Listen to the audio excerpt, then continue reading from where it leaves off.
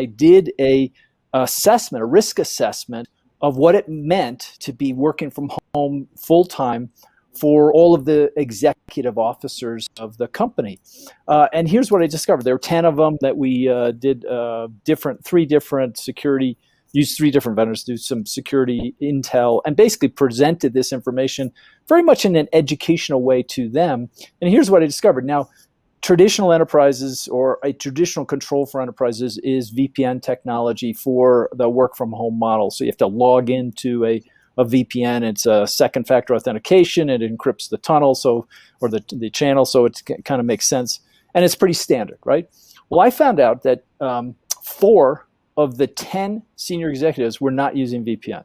So that was an alarm. That was like, oh, I think that's a problem from a security standpoint, right? So I looked into it, and it turns out that the reason those 4 were not using VPN is because they weren't using their laptop at all. So their company-issued laptop was not being used. They're using their phone or their tablet. Right? Exactly.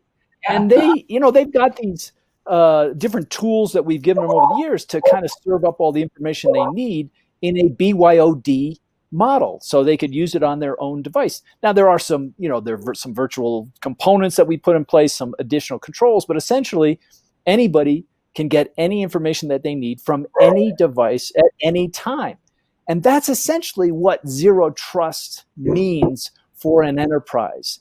And if you think about that concept, you can think about layers of control requirements that are necessary across different channels to offer the right level of protection for the channel that's chosen at that point in time.